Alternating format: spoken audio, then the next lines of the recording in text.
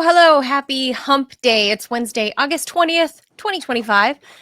I am Manila Chan. That over there is Ted Rall. You are tuned into the Ted Manila Information Show, otherwise just TMI for short, because obviously we bring you way too much information. We're live Monday through Friday at 10 a.m. Eastern Time. So please be sure to hit the like, the subscribe, the follow, the thumbs up, the... I'm trying to hit all of the things. Smash all the buttons. The hokey pokey. Just because that is what what it's cat, the cat meme. It is. You know that cat meme of the cat like banging away at the keyboard. Just do that, and it really does. It helps the show. It really does.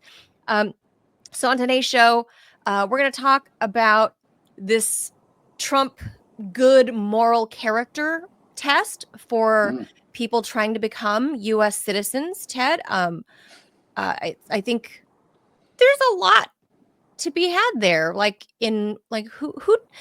defines the good moral character before you can take the oath to become a U.S. The most citizen? moral man in the United States, the Donster. So Donald Trump, you think all the dictates come directly from the Donald himself, or is there like some panel in robes that like come out with tablets? And with tablets, I mean like iPads, not like Moses tablets. Right. Like they type it in. But yeah, so there's actually this new thing happening with the Trump administration that says you have to go through a moral character test. So we'll tell you as much as we know about it so far, which I think is a moving target. Nobody really actually knows, but we'll tell you what we know so far. And then there's a weird study that came out. So you guys probably already heard, I like to talk about butt stuff, but don't be nasty. I'm talking about it in the medical sense. I'm a big like colonoscopy person. Like I have this like fear because, I had like poop problems. Of colonoscopies or of ass cancer? Of like butthole cancer. And just because it's like this one of my best killer, friends recently died of butthole cancer. Oh, I think you mentioned that. Yeah. But it's on the rise among people under the age of 50, and we've covered this on the show before. But this bizarre new study from this one doctor that decided to do it and present his findings at the latest butt doctor conference shows that people that are like way too fit, that are like super marathoners and like these like ultra fit people, they had a higher likelihood. No, I shouldn't say likelihood. Higher percentage of them as a group of ultra fit people, higher percentage of them versus us regular schmoes had a higher incidence rate of colon cancer. Yep. Which is bizarre to me. I have a theory. We'll get into that. We'll get into that. I have an actual theory about. Okay, we'll get into that. Okay. And then the story of autistic mice, which is also bizarre because obviously autism is way, way up here in the U.S. It's something like 1 in 30 or 1 in 35 kids or something nowadays is diagnosed with autism. And this new study about autistic mice and obesity. So like the opposite. If you're too fit, you're going to get colon cancer. If you're not fit enough, I guess your kids will be autistic. We'll tell you what that is. And then last but not least, we gotta poke some fun at the Democratic Party for severely lagging in voter registration. I don't know if fun is really what it's called for here. It's more of a wake. But yeah. It's a wake. But if I'm happy to dance on their graves because they danced on ours. So it was in particular people within the Democratic establishment that hated RT, that hated Sputnik, that hated they hated anything that spoke outside their narrative. And, so they beat us up. They sister soldiered us is what they did to us. Right? They just let's beat up these, they bullied us. They were like, Let's go after these people for no reason whatsoever. Yeah, for, I guess, having a job that was somehow tied to Russians, and Russians are evil, and only that party, not only that party, but primarily that party. Well, Manila, can you get closer to your mic? You're a little bit fading out there. I don't feel bad for them, Ted. They're behind on voter registration, I don't feel bad for them massively. Either. I don't know. Yeah, no. Massively. They're in real trouble, and we'll get into the details there. They deserve it.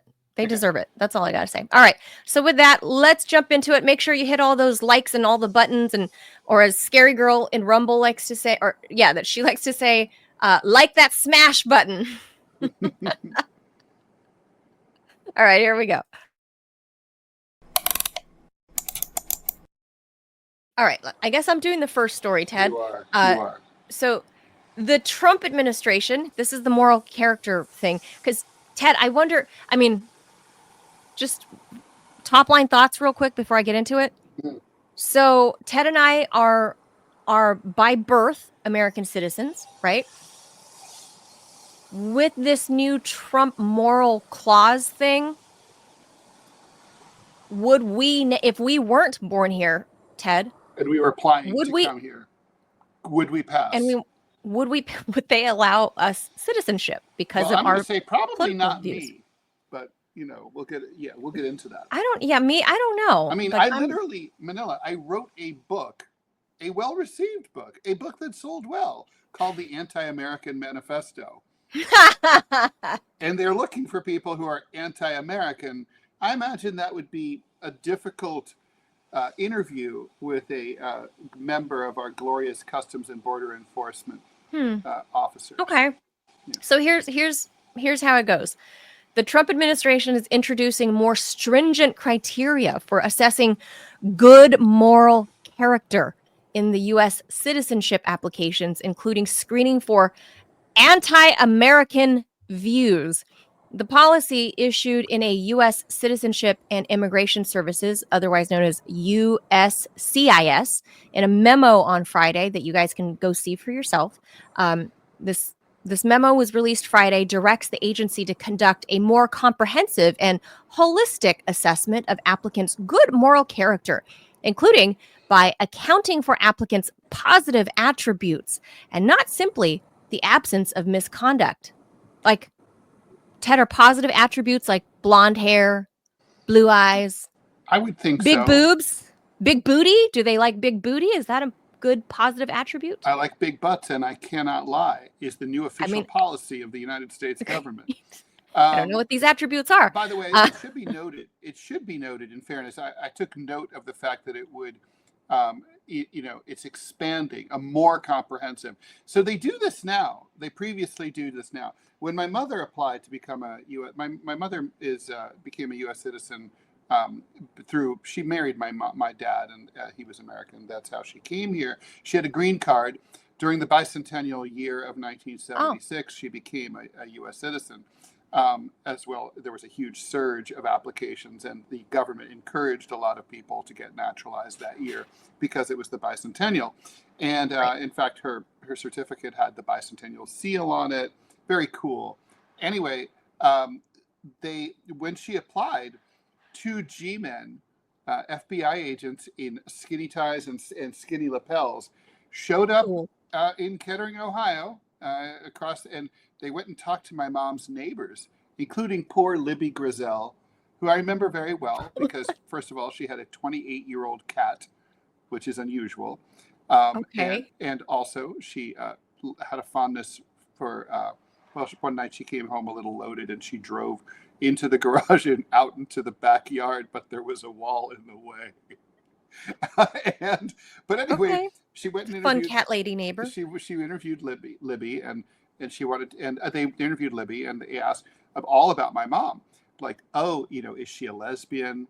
Do you ever see strange cars, parked overnight? Like, do dudes come and spend the night at her house? Is your mom a hoe? That was the question. Is she a skank? Is she a hoe bag? And so, and so they, of course, the neighbors told my mom that.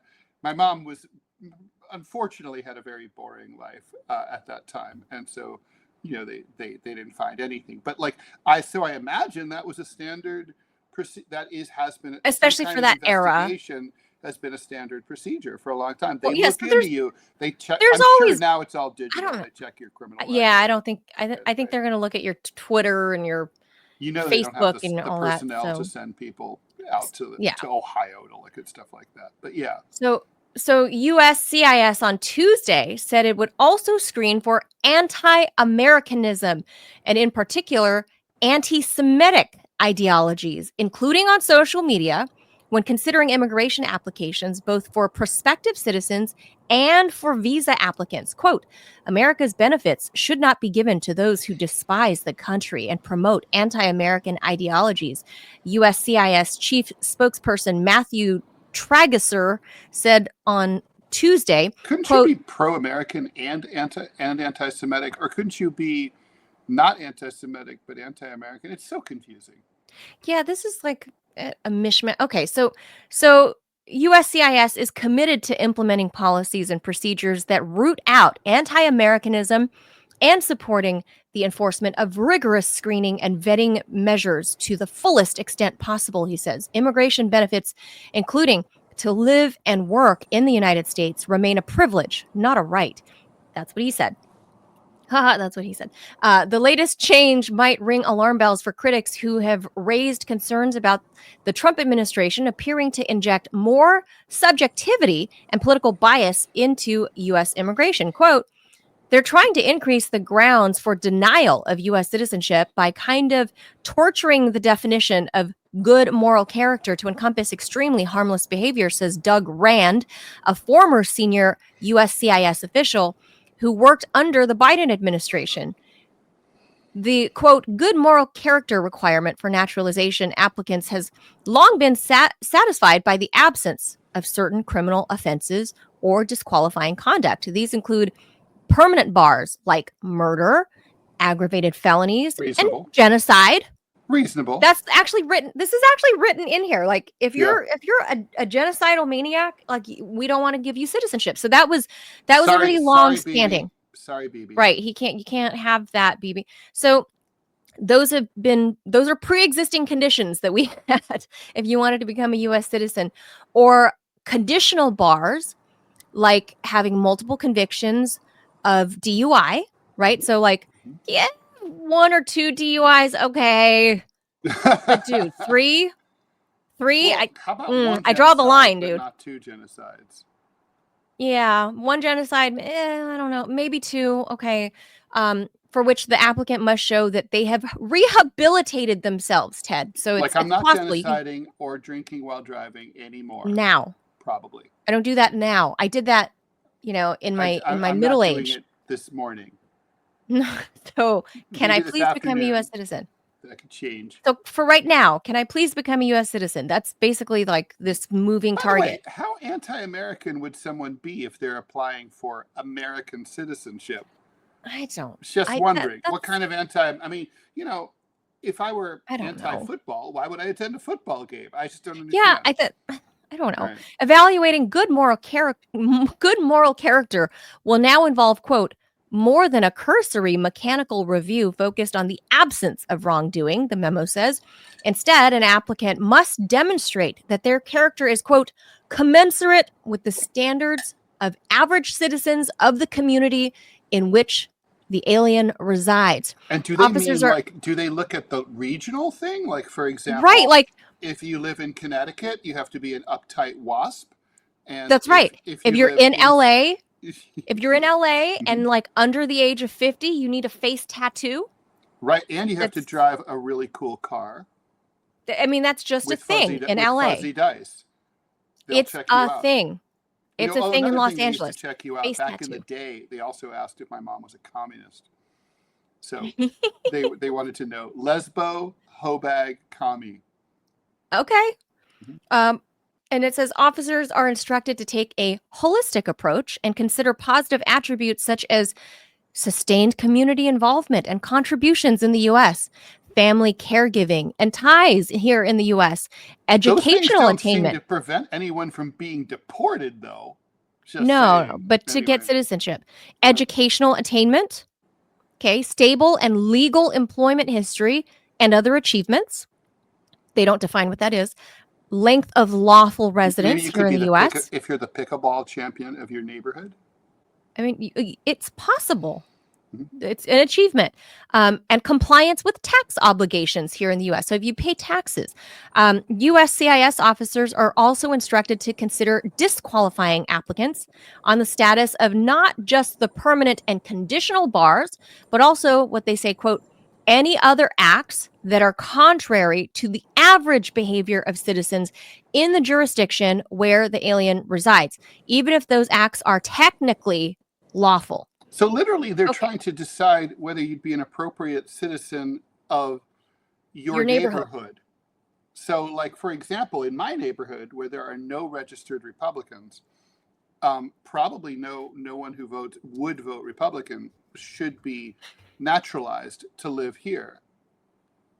Right. And Because similarly, your like neighborhood is if you live in very Vernon, New Jersey, Zoran near the former site of Action Park, Mamdani.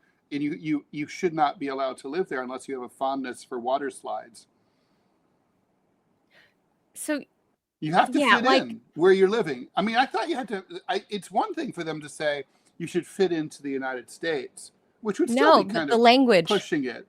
But like Yeah, you the know, you have to language live is into your very specific specific here. community. Yeah, your specific. That's it really says people that. move, Commensurate right? with the Let's standards say you don't of fit. the community Let's say you're that the alien you resides. apply for naturalization. You live in L.A.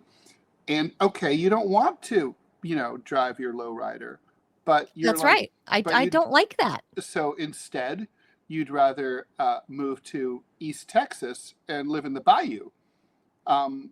Well then, and you'd fit in the bayou lands because you came from a bayou type society before. You love whatever bayou people do, and in their bayou way, catching fish, drinking. So here's Robbie says he has thoughts, of course, because it's an immigration story. Robbie has thoughts. Well, I can tell you right now, I would be disqualified if I was trying to immigrate here. Educational attainment. On what grounds? Well, a few things. One, educational attainment. Mm-hmm. Like I've never been to college. I'm one of those uneducated people that Trump loves. So I'm automatically disqualified there. Second, I'm a Christian fundamentalist. I oppose homosexuality. I oppose abortion. But you fit into your community. I'm by definition. I'm by definition. I'm a bigot. However, I've seen all those. Wait, that's by the Biden administration. This is now the Trump administration, and you live in Montana, which is a red state. But I'm also anti-Semitic because I oppose Israel. So there it is. And they do state that. Well, the problem is that many of us Americans are now anti-Semitic. Israel has only a 31% approval rating in the U.S. Right, because if you don't support them, then you're against them. We should probably be denaturalized and stripped of our citizenship. That's coming. And expelled. Well, see, I mean, as an American, I have the right to dislike, and I dislike, I also hate people who I choose to hate. That is a choice that I have as an American. That's true. Actually, that's true. Well, it's freedom of speech. I have the right to like or hate what I want. It's freedom of expression. You have the right to association under the U.S. Constitution. Yeah, I have the right to be friends with a communist, which I am. I have the right to be friends with a middle of the road, milk toast, whatever the hell Manila is. And milk toast, hardly. She's playing it close to the vest there. Yeah, pretty much. And I also have the right to despise trannies, hate abortion, and despise the state of Israel. So wait, but let me Trump ask says you I don't. By the way, whenever you say, back east, when you say tranny, that really usually means transmission. Transmission.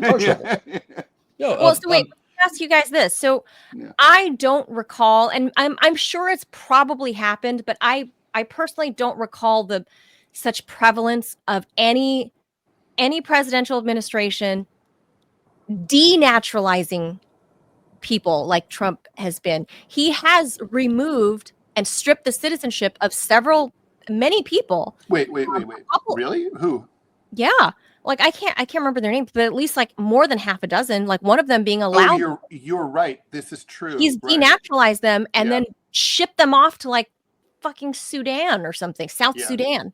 This is no joke. Like and these are people. Denaturalization is a true sign of fascism. I mean, Does like, it?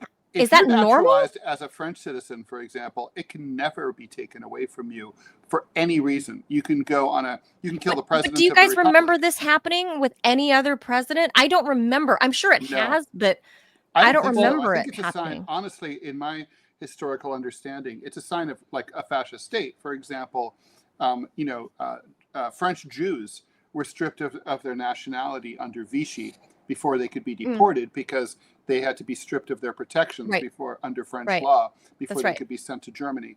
I can only think of 2 presidents, Dude, I don't think FDR denaturalized any of the Nisei, the Japanese Americans. Well, right? They weren't denaturalized. He put. I mean, in all but name. I mean, if he you just put them in camps. I mean, if you put them in stole their houses and their property and destroyed. Yeah, I mean, that's what I was about to say. I mean, no, I mean, sure. I mean, you have a piece of paper that says you're here legally, but if you're in a prison and if you have no property and if it gets stolen, I mean, can we just call a spade here? And the other one would be Abraham Lincoln, because I mean, the dude actually deported citizens with no due process. There were a bunch, and Robbie, I bet you know this probably better than I do, but right after the American Revolution, weren't a lot of former loyalists basically forced to flee and due to violence, and their property was confiscated? Yeah, they're deported to Canada.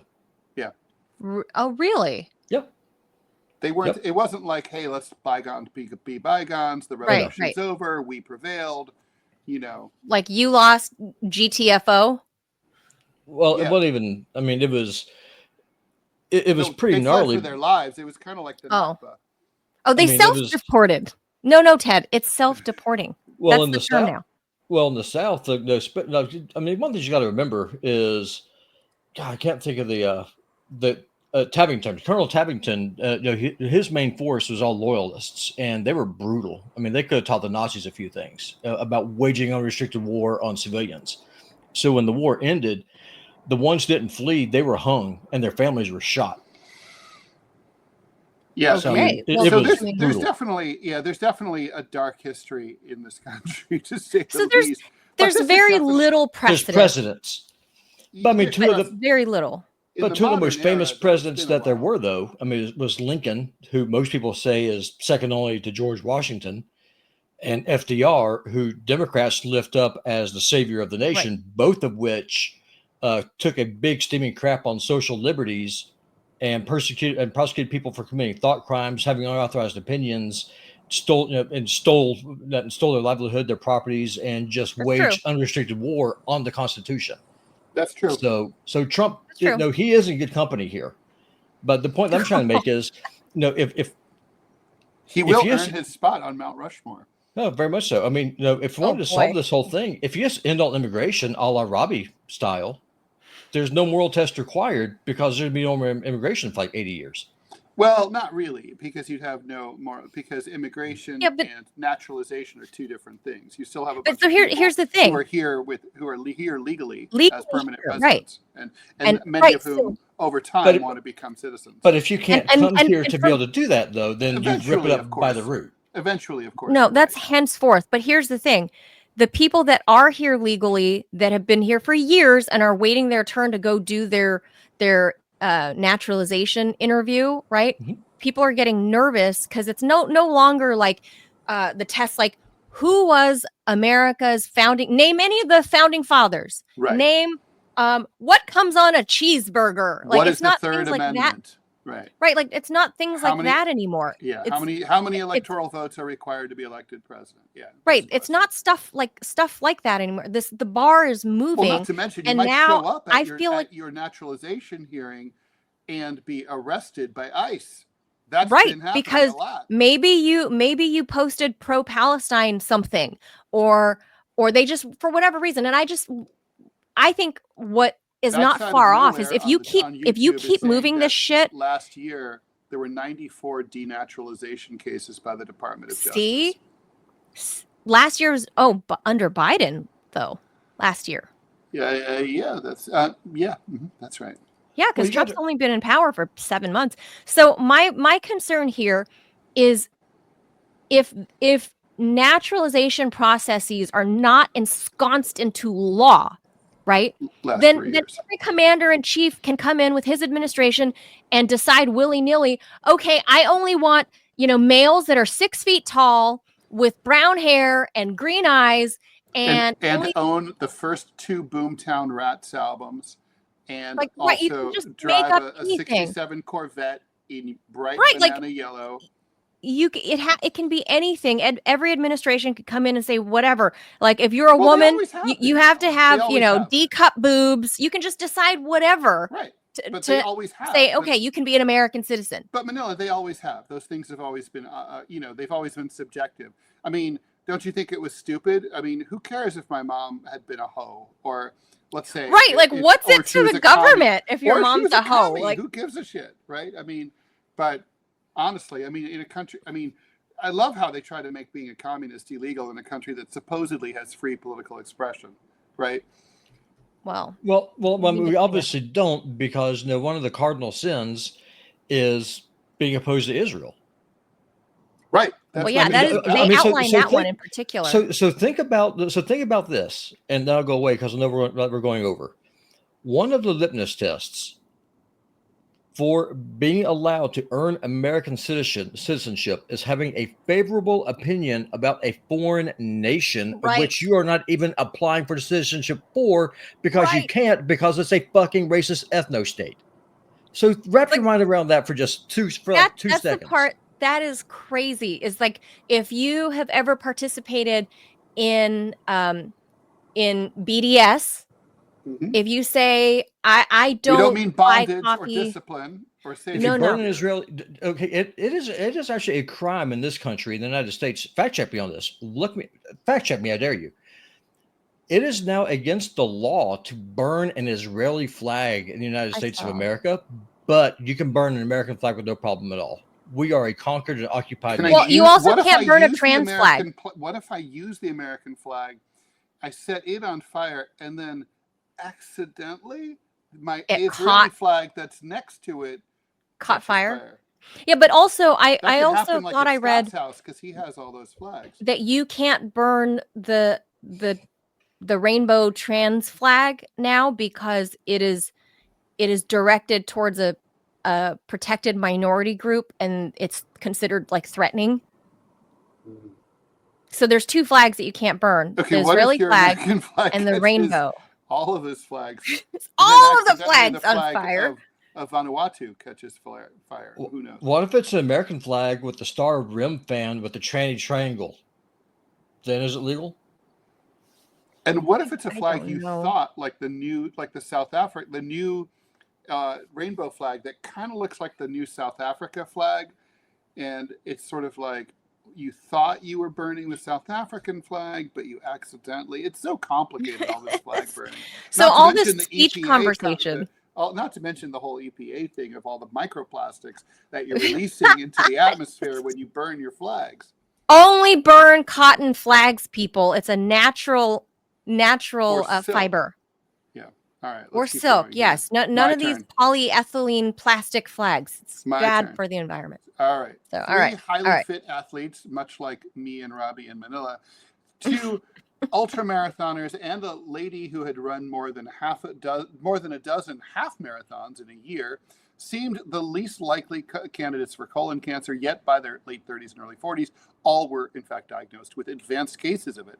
Their oncologist, Timothy Cannon of Innovoshar Cancer in Virginia, wondered if the extreme endurance running might have something to do with it. To find out, he recruited 100 marathon and ultramarathon runners ages 35 to 50 for colonoscopies. The results are startling. Nearly half had polyps, 15% had advanced adenomas,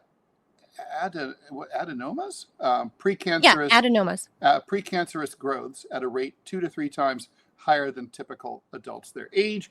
Those findings, presented at a national oncology conference, suggest a troubling signal that extreme endurance exercise may in fact be a contributor to colorectal cancer risk.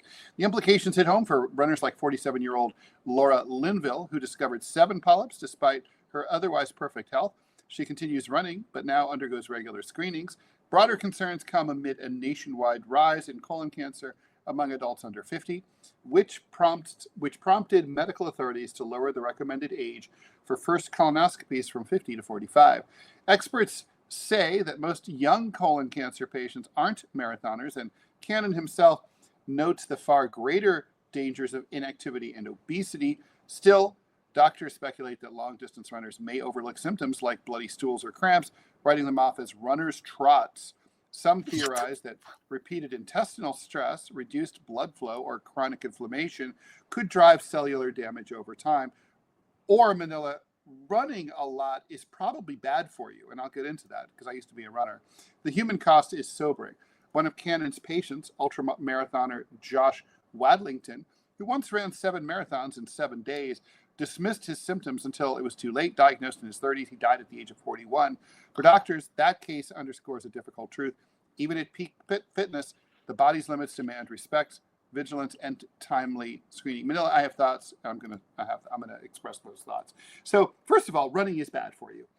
In extremis. I mean, it really is.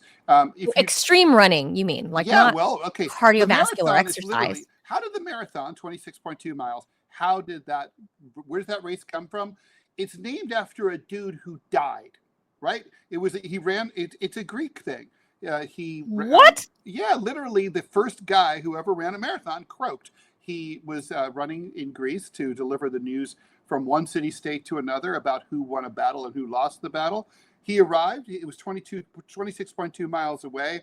I think it's Athens and Sparta. I forget which was which. Robbie would know.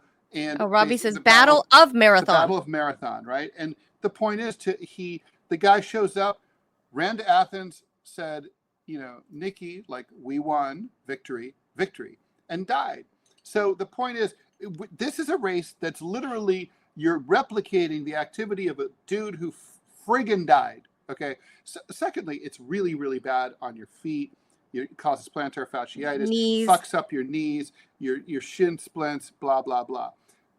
Swimming, biking, far, far healthier sports if you're looking to burn some calories. The thing about running is it's efficient, right? Like, you just need shorts and a t-shirt, and even a half-hour run's going to burn off some calories. But if you can, don't run on a hard surface. Run on a soft surface like a dirt path if you have access to one, like in a park or something like that. Right. That's much, much, much, much better. Don't run on the street. It's terrible for you, especially as you get older. So the point is, also, I remember when Lance Armstrong got ass cancer, right? Or no, he got ball cancer. No, testicular cancer. Yeah, ball cancer. So like when he got that, I mean, I'm an avid bicyclist, and that's what I do now. And like when I read that, I remember thinking, this makes sense, because you can it's repeated chafing in one spot, right? Your balls, when you bike, get chafed all the time. I would not know. There are cases of people who are nervous and OCD, and there are people who scratch at one place on their body, maybe their knee or on their arm, and they just worry this one part of their skin over and over and over. It agitates the molecules in your skin, and people can and often do develop skin cancer and tumors where they do in that spot.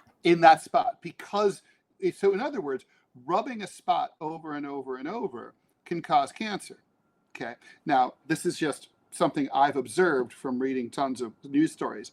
So I think what's going on here is that when you're an extreme runner, as someone who used to run a lot, your ass, your ass stuff is moving, in a way that it doesn't for most people. Think about your buttock, your left buttock, right buttock, your anus is in between. It's causing a lot of chafing from whatever clothes you're wearing. You're sweating, and you're rubbing your anu, right? This is completely unproven, but it's a TED theory. And Grok is not a doctor, and Ted is not a doctor, but this is my theory. I think this is about chafing. Okay, so I have a lot of personal thoughts about this, because as somebody that was born with a gastrointestinal issue as a kid, I always had, my mom tells me all the time, I had a very difficult time pooping as a kid. I was constantly always I guess there's no other way to describe it than to say constipated, but it wasn't technically constipated. It was just the mechanics of my lower GI were malfunctioning ever since I was born that way. So we didn't learn of that because they didn't really have that diagnosable in the 80s. I didn't figure this out until I was into my 30s. There's something called Hirschsprung disease. It's not even disease, condition. I don't know what they call it. But anyway, it's like something that's very seldomly diagnosed. And my whole adult life, I kept trying to figure out why I couldn't go to the bathroom normally, like all of my friends, everybody. I would sit there as a kid for hours, sitting there reading like the Nat Geo magazine, just waiting to go in the bathroom just because things didn't work. So anyway, I started getting my first colonoscopy, I think when I was like 33 here in DC, 34, something like that. And it revealed several polyps. The next one, I had to have all the polyps removed, like many. But I started staying awake for those because I realized Katie Couric stayed awake for her colonoscopy. And I thought, well, if that middle-aged bat could do it, then I could stay awake for mine. So I stayed awake for all of them. Katie Couric's tough. She had to put up with Matt Lauer. Ugh, well, that's a different story. But so I thought, okay, I want to see what they're doing. So I'm, watching the doctor lasso off lob off the polyps in there. That's cool, though. That is cool. It was very bizarre to watch. It's fun. I the technology. I don't know if it's fun. Ted likes having things removed from his body. One time, it's so fun. Yeah. So I'm watching this stuff as it happens, and I'm, part of me is nervous because here I am at that time in my early 30s going, fuck, all these polyps, like they're gonna go off for biopsy and they're gonna tell me I have fucking ass cancer. Like that's what they're gonna tell me. They're gonna tell me I'm dying of colorectal cancer. Surely that's the only thing this can mean is if you're in your 30s. I was a runner, Ted. I was a yogi, Pilates runner. I have bad knees because of that, because like you said, I didn't have access to there's not a lot of grassy or dirt patches in Los Angeles, Ted. So I grew up running on pavement. And it's not good for you. That's bad. So I have like no cartilage in my knees. I have the knees of a 70-year-old lady. That is a quote from my rheumatologist. But anyway, that's beside the point. So back to the butthole. The butthole thing, thankfully, comes back, says they're benign, but ever since then, like the pooping process has been cleared out. The obstructions have been cleared out. I mean, I asked the doctor, I was like, they're like the size of dum-dums, Ted. I mean, you guys know these lollipops, the dum-dums. And anyway, I asked the doctor, I was like, can I keep one? Can you give me one? Like, you don't have to biopsy all of them that you took out. Can I take one home and keep it in like formaldehyde, like, science class frog?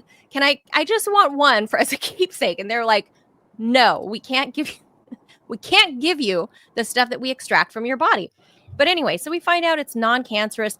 I had to go for a colonoscopy every year to make sure, because those polyps are usually a sign of colorectal cancer. So once I got out of like the 5 checkups in a row of colonoscopy, they felt confident that I didn't and wasn't gonna develop colorectal cancer. So now I'm cleared for every 5 years, which I just had mine a year and a half ago before I found out about the breast cancer. Who'd have thunk? This whole time I thought I was going to have ass cancer. I wound up with breast cancer instead. So that was like a surprise. And the colorectal surgeon, the gastroenterologist that I see, he was like, I talked to him about this a year and a half ago. He said, yeah, we're really seeing a lot of younger people. I'm seeing a lot of patients that are, Tony wants to know if in your age, these extreme runners on a steady diet of soybean oil, processed foods with high sugar content and other garbage, along with their quote unquote, I'll answer that. Wouldn't that cause a problem? I'll answer that. So my gastro doctor says, he's like, I wouldn't expect someone like you to have a colorectal cancer because, one, you're thin. and it doesn't sound you eat a well-rounded diet, you eat a lot of natural foods. Like he's like, honestly, he's like, a lot of the younger people that I'm seeing that are diagnosed are very obese. They have a diet high in processed foods, Well, they're high in probably unnatural obese foods. because of the diet. It's not like the obesity. It's a correlation, not a causation, right? So he's Manila, just I'm saying, really this is what I'm sorry, but seeing. we have some important breaking news. Producer Robbie just pointed it out. This off Reuters, a widely condemned Israeli settlement plan that would cut across land which Palestinians need for a state has received final approval, according to the Israeli finance minister, Mr. Smotrich. Approval of the E1 project, which would bisect the occupied West Bank, cut it off completely from East Jerusalem, was announced last week, received a final go-ahead from the Defense Ministry Planning Commission today. Restarting the project will further isolate Israel, which has watched some Western allies frustrated by its continuation, planned escalation of the Gaza war, which, by the way, troops are, even as we speak, moving into Gaza again in bigger numbers, announced that they may recognize a Palestinian state at the UN next month. With E1, we're delivering finally on what's been promised for years. Smotrich, who's a far right winger, said the Palestinian state is being erased, not with slogans, but with actions. That's the Israeli government saying this. The Palestinian Foreign Ministry condemned the announcement, saying that the E1 settlement will isolate Palestinian communities even further, undermines a two-state solution. The Germans said that this violates international law. Bibi Netanyahu, of course, it contravenes international law. Has not had any comment whatsoever. However, not surprising, Ted. So basically, that's where we're at. Yeah. So, yeah, but that's what Bibi said last week, that the whole of the Knesset has agreed we're going to take over all of Gaza. And now they're like, oh, and also we're going to bisect the West Bank, and we're going to start immediately building settlements. The West Bank's already been chopped up into cantonments. I mean, it's in little bits and pieces if you look at the map. I've been there, and I was there 20 years ago, and it wasn't as bad. But basically, there are checkpoints everywhere. The IDF. Ted, be careful. You're going to get de-Americaned. Could be. But I think God, I have my frog citizenship, so I'll be okay. Well, so last thing we'll say on the colorectal thing is, like, look, someone like me, right? The doctor said that he thinks it's better that I'm not one of these crazy diet like fanatics, and not an over like, I don't overexert in like exercise. He actually said he believes, the cleaner your diet, and I don't mean like those vegan soy products and whatever. He's like, eat normal, It's the Michael Pollan thing. Eat real food, right? Eat real food, eat normal food, and do some exercise. I can't believe it's not butter. Eat real butter. Right. Don't, eat real sugar if you have to have sugar. Don't, no artificial sweeteners. That's what my doctor thought. Yeah. Don't. That's what my doctor thought. And he says, and be kind to your body, get some exercise, get some cardio, but do something low impact, keep yourself moving, stay thin, and just do what nature intended. Like, don't do these things outside of, like the natural way of your body, the natural way of eating. He's like, that's it. He's like, I'm seeing young people younger than you, because obviously I'm in my mid 40s.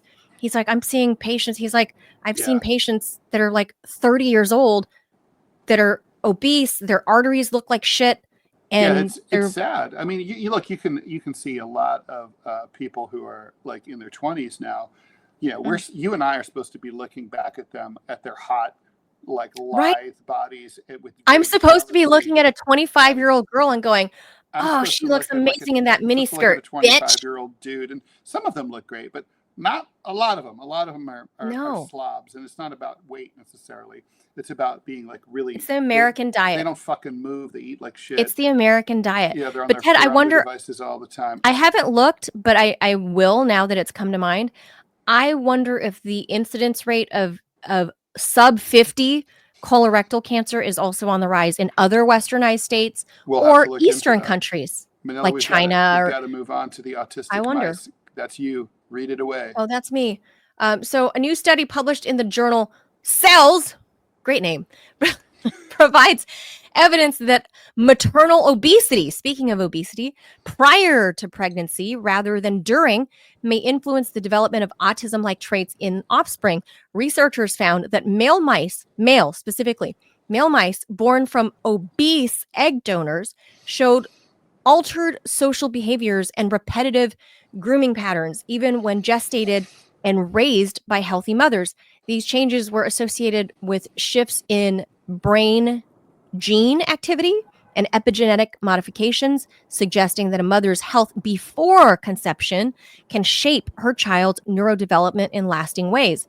Autism spectrum disorder, or ASD, is a neurodevelopmental condition characterized by difficulties with social interaction and communication, along with restricted or repetitive behaviors. It affects now 1 in 36 children here in the US and is diagnosed more often in boys than in girls. While there is a strong genetic component to ASD, most individuals do not carry known high-impact mutations. This led researchers to explore how environmental and epigenetic factors that influence gene expression without altering DNA sequences might contribute to its development, especially during early stages of life. Previous studies have suggested that maternal obesity is associated with a higher risk of ASD in children. However, it has remained unclear whether this link is driven by conditions present before conception, during pregnancy, or both. Researchers were also unsure how these environmental exposures might influence the brain's development at a molecular level. The new study, led by University of Hawaii professors Alika Maunakea and Monica Ward, aimed to address this uncertainty by using a mouse model that could separate the effects of maternal health before and during pregnancy. Quote, "We were concerned about what is driving the worldwide increased rates of ASD and knew from prior epidemiologic studies in humans that maternal obesity leads to an increased risk of children with autism by 50 to 60%. It is not the only risk factor, but one of many. But whether maternal obesity before or during pregnancy introduced that risk was not known. Autism is one area where we know both genetics and environment plays a role." I had to mute Ted. He types too loud. But the timing of environmental influences is still a mystery. One clear takeaway is that a mother's health before pregnancy matters, not just during pregnancy, says the two researchers at the University of Hawaii. The months leading up to conception may be a sensitive time for setting the stage for a child's brain development. That doesn't mean every child born to a mother with obesity will have autism, far from it. But it does mean that taking steps to improve overall health before pregnancy, such as good nutrition, regular activity, and managing conditions like diabetes, could have benefits beyond what we previously appreciated. So there's that. So Ted, I'm an older mother. I had fears that my kid would, be at risk of autism or Down syndrome or whatever, because I was close to 40 when I had my kid. But again, because I'm generally overall fairly fit, I guess maybe that could be, as this study says, it reduced my son's risk of being born autistic. I'm thin.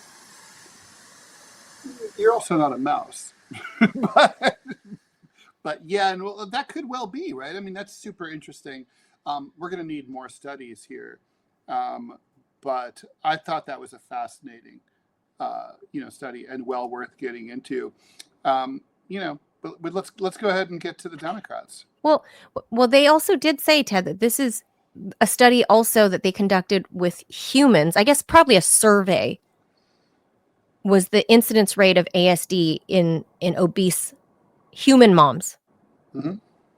So, but now they're studying the brains of the mice that they took eggs from a fat mouse, right?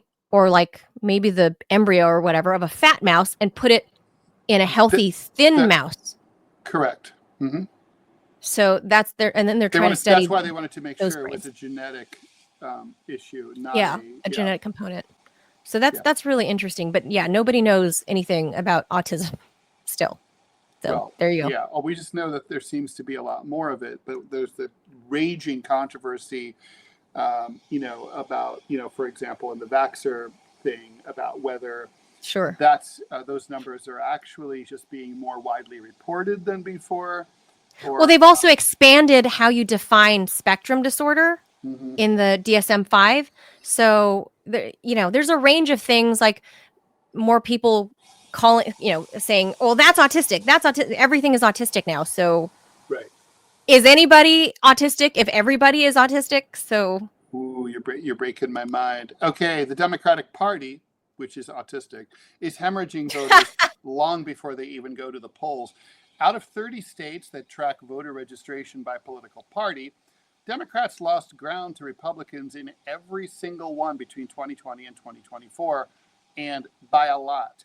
The 4-year swing toward Republicans adds up to 4.5 million voters, a deep political hole that could take years for Democrats to climb out of, assuming they ever can, or that it doesn't get deeper. The stampede away from the Democratic Party is occurring in battleground states, the bluest states, and the reddest states, according to a New York Times voter data analysis it just came out today, actually.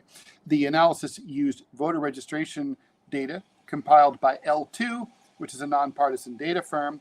Very few measurements reflect the luster of a political party's brand more clearly than the choice by voters to identify with it through their voter registration, whether they register on a clipboard at the supermarket or at the DMV or in the comfort of their own home online. And fewer Americans are choosing to be Democrats. In fact, for the first time since 2018, more new voters nationwide chose to be Republicans than Democrats last year. Manila, it's been a long time since 2004 when a book called The New Emerging Democratic Majority came out that basically predicted the Republican Party would soon become completely obsolete and not able to win any elections whatsoever. Like extinct. Extinct. All told, like the Whigs, Democrats lost about 2.1 million registered voters between 2020 and 2024 in those 30 states, along with DC, that allow people to register with a party. In the other 20 states, voters don't register with a party. Republicans gained 2.4 million, so net gain for the Republicans, 4.5. There's still more Democrats registered nationwide than Republicans, partly because of big blue states like California, which do allow people to register by party, while big red states like Texas don't. But the trajectory is troublesome for Democrats, to say the least, and they're trying to argue about what to do about it. Democrats went from a nearly 11% point edge over Republicans on Election Day 2020 in places with partisan registration to just a 6-point edge in 2024. That's a catastrophic plunge in just a very short time. That swing helps to explain Trump's success last year when he won the popular vote for the first time, swept the swing states, and of course, won the White House. I don't want to say the death cycle of the Democratic Party, but there seems to be no end to this, said Michael Pruser, who tracks voter registration closely as the director of data science for Decision Desk HQ, an election analysis site. There's no silver lining or cavalry coming across the hill. This is month after month, year after year. The shifts also previewed Democratic weakness in 2024. The party saw some of its steepest declines in registration among dudes and younger voters, and those are two constituencies that swung sharply toward Trump. All 4 major presidential battleground states, Arizona, Nevada, North Carolina, and Pennsylvania, showed significant Democratic erosion. In North Carolina, Republicans erased 95% of the registration advantage that Democrats had back in 2020. Democrats suffered the steepest percentage point plunge of any state, but West Virginia between 2020 and 2024, the share of voters choosing to register with either party went down after the state adopted an automatic voter registration system, but the Democratic decline allows Republicans to suppress Democrats earlier this year. For many years, more and more voters have been registering as independents or unaffiliated, sapping both parties' roles. But that growth has come at the expense mostly of Democrats. Top Democratic strategists say the party's nationwide registration decline is a hidden in plain sight crisis that needs to be reversed before 2028. In 2018, Democrats were 34% of new voter registrations. Republicans were 20%, so 34 to 20. By 2024, Republicans had overtaken Democrats completely among new registrants. So from 34 to 20 to a tie. In 6 years, the GOP share rose by 9%, Democratic share dropped by 8%. Democrats just don't know what to do about it.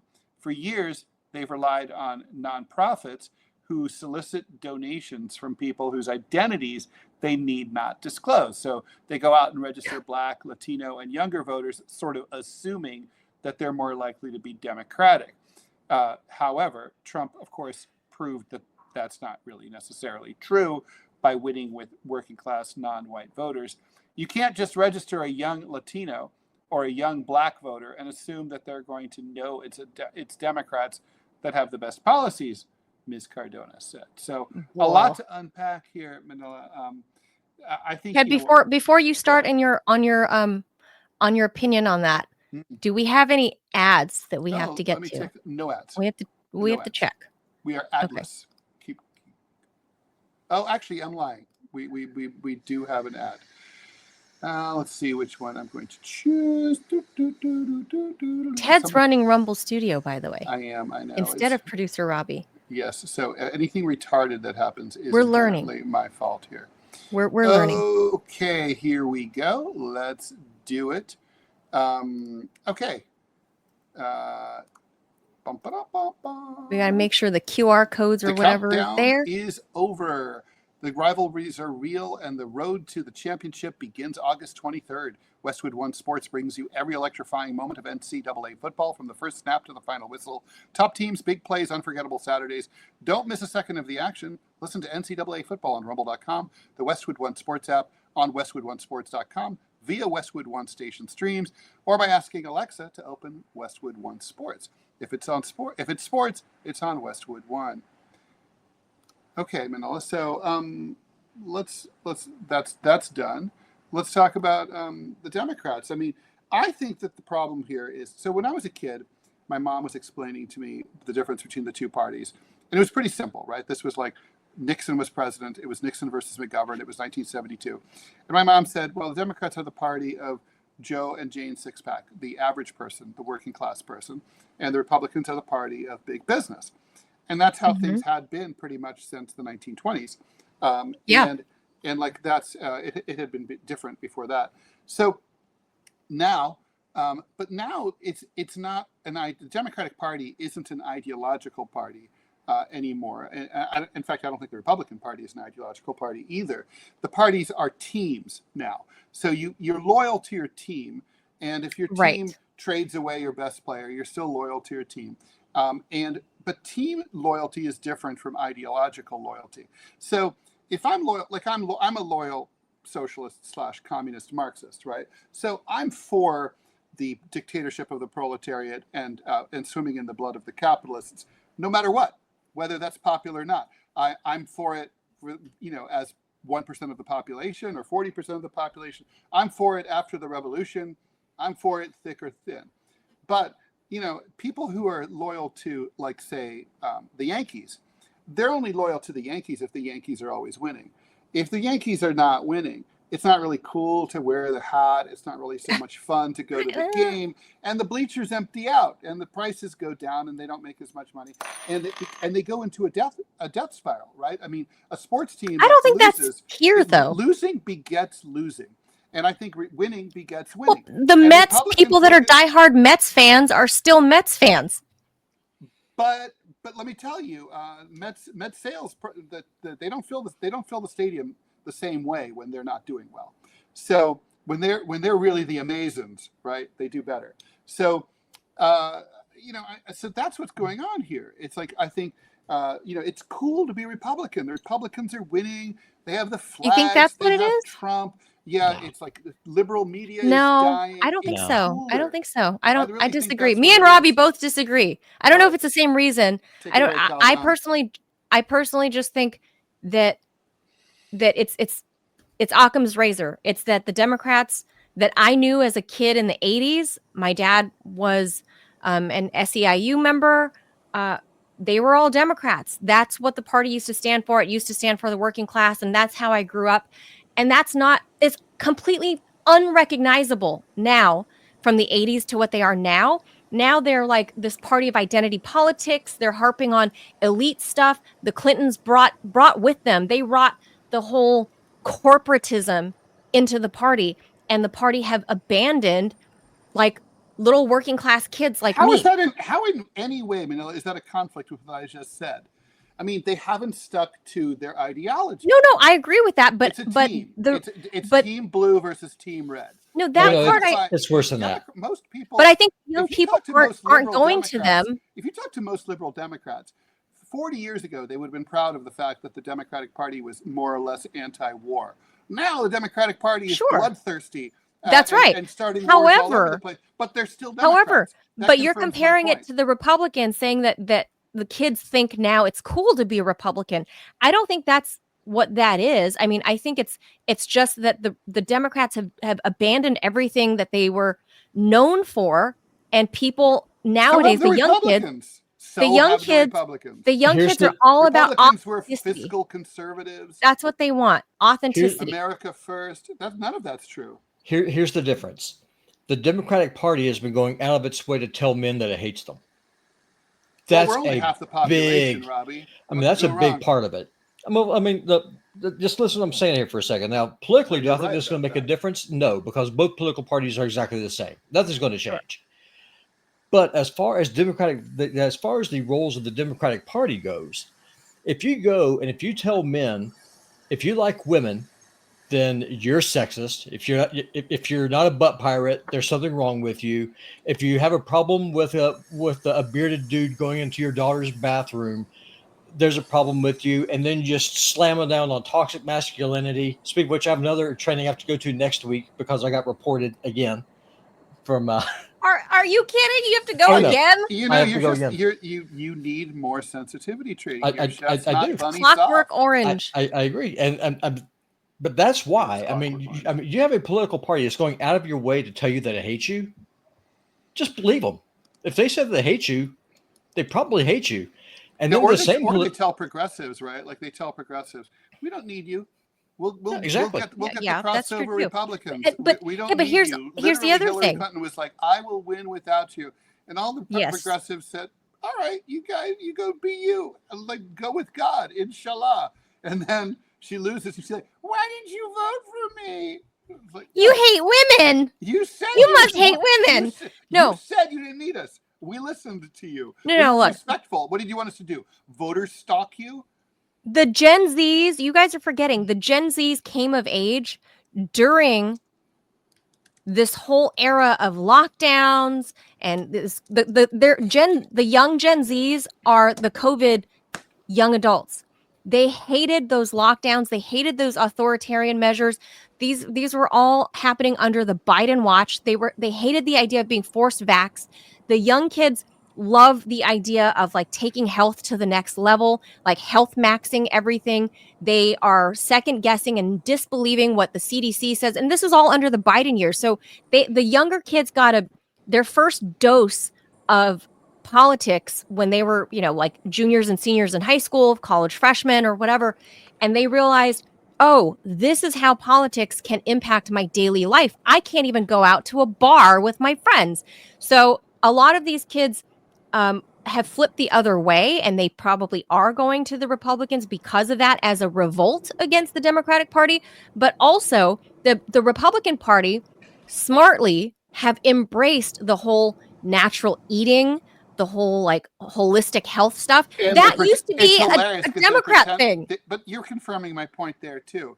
Like you're kind of eating healthy was a crunchy West Coast thing. Me.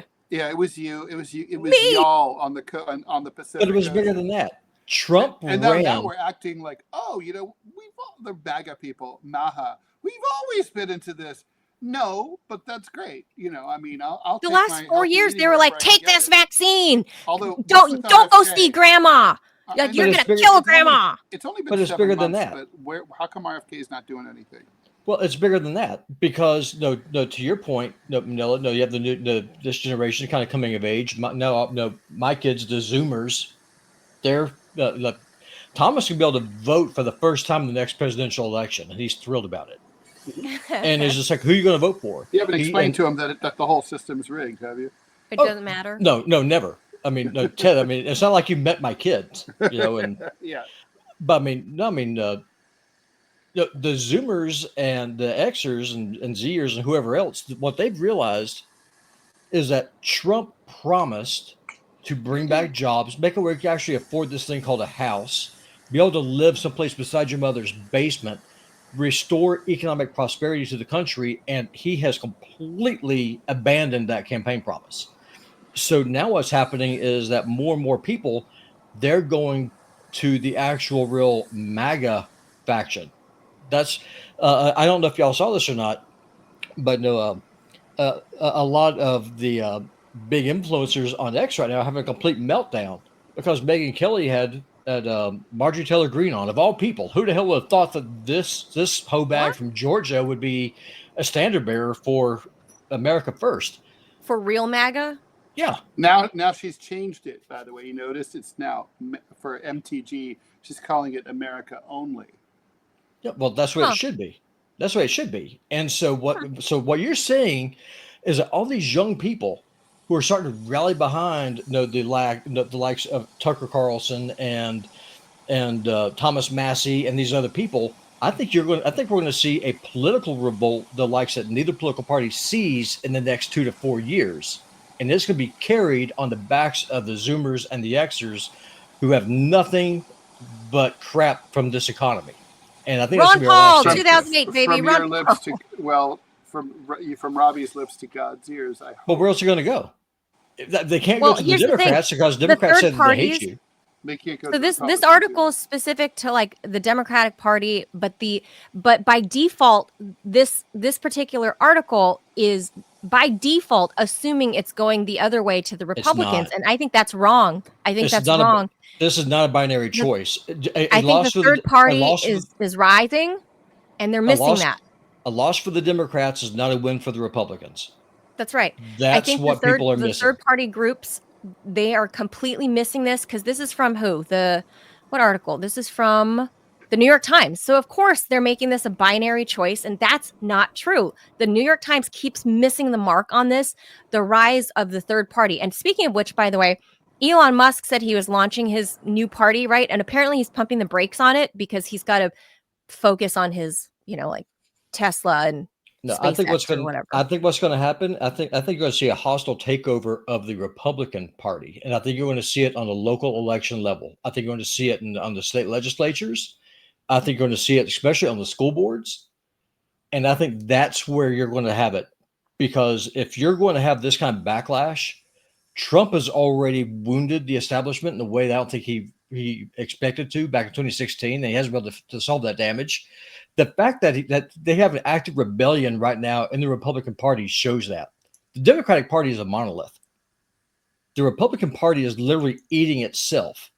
Well, so you have the Mark Levin on that. The Democratic Party is not monolithic among the voters, but the leadership is certainly monolithic. But they don't care about the voters who have super delegates. I mean, it doesn't matter who votes, Ted. You know this. It matters who counts the votes. Right. That's true. And so as those Democratic voters keep getting screwed over, hello, Bernie Bros, where are you going to go?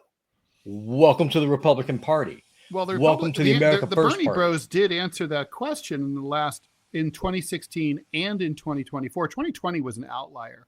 Yeah.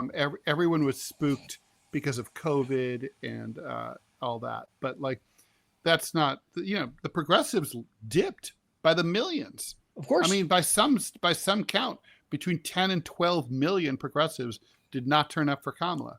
Do you see a point, Ted, ever where the Democratic Party could ever earn your vote versus a Republican? Like, say, for example, if America First Thomas Massey style person managed to run Mondani style in New York. Say, pox on both your houses. I hate you both. Could you vote for that guy whose whole platform is nothing else than burn it down? Well, I would need to know that. See, the problem with Republicans is that they don't even pretend to care about individuals. They don't care if you get sick. They don't care if you can't pay your rent. They don't care if you lose your job. They don't want any social guarantees. Well, neither do Democrats. But here's if I could Mondani. find a Republican who wasn't like that and was, like you said, burn it down, sure, I would do it. But that's a big if, because it just doesn't happen. It's part of their religion that they're not allowed to care about people. But you got to remember, though, that's the difference between your corporate Republican and what you're seeing on the grassroots of the populist right. Well, I know, but for example, I don't have this answer, but how does MTG feel about like Luigi and and healthcare? I mean, like, I don't know the answer. I don't know, but I'll tell you what. If I lived in New York, if I was able to get the funding, I would 100% run. I would go Mondani style. My landlord, y'all both know, my landlord completely and totally and utterly fucked me, and it was a great. It was not a very pleasant experience. So I have no problem at all with running on that platform. I hate my landlord so much. Just running on that platform, saying, "I want to break you." After the Chinese Revolution, you couldn't be a landlord or even a member of the landlord class, meaning that like you had relatives who were landlords or property owners before the revolution. Relatives. Otherwise, you would be shunned and ostracized and beaten up. And I look back at that and I'm like, I understand that now. I kind of think that like there's nothing worse than a landlord. Yeah, everybody does. Yeah. And that's what I'm saying. Not me. I was a great landlord. Yeah, I think what we're going to see, and I'll go away because I know we're going over. I think we're going to see a colossal rebellion, and I don't think it's going to happen with the Democrats. It's going to happen with the Republicans. The Republicans are anti-war at this point. I'm not talking about the party. I'm talking about the grassroots. I'm talking about the actual the MAGA people, the MAGA faction, the Make America First people. Anti-war, anti-interventionist. What's in it for us? Why are we doing this? This is insane. And the only place that you can go if you have those kinds of questions is the Republican Party right now. There's nowhere else for you. Yeah. Well, Ray over in the Rumble room says that the secretaries of state in all 50 states, that they basically make it an effort to keep other parties off, and that's largely true. That's impossible to get another party on. True. They make it incredibly hard to have other options beyond the local state ballot for anything. It could be freaking dog catcher. They make it really hard for people to get on there if you're not from one of the approved parties. So, like I said before, you got to strip it all down and start over. Just the whole system. It's easier to hijack a plane than it is to build one. Let's go. All right. Time to wrap. All right. Thanks, Robbie. All right. That's going to do it for us for this hump day. Thank you for tuning in. Make sure you hit the like and the follow button, the subscribe, all of that so you can help our little show. The donate. Share our content. You can donate. You can do that. And PutinBot, you can follow his channel as well on Rumble. If you can, even if you're not into gaming, it's very helpful to just show up for the numbers to help little PutinBot gaming and get some love. You can't see it on the StreamYard, but I've been putting up the reader comments up on screen. Oh, I have not. Rumble Yeah, Studios. I have not been seeing. That's fun. So if you have a good comment, we'll put it up. Very good. And still Fridays, Ted, we keep telling you guys, if you have serious questions, send it to us right there. Email TMI show question. One question. TMI show question at Yahoo. Send that to us and we'll answer. We try to do the mailbag on Fridays, but like you guys pelt us with questions during the show, which is fine too. But if you want something that's like a long thought out thing, we will incorporate it into the show on Fridays if you email us before Friday morning. So we'll incorporate it into the show. We'll talk about it. So Thank you for tuning in. Have a happy hump day. Go have a hump. Have a day of it. We'll see you back here tomorrow at 10 a.m. Eastern time. Thanks, everybody. Adios, amigos. Bye, Manila. Bye. Bye.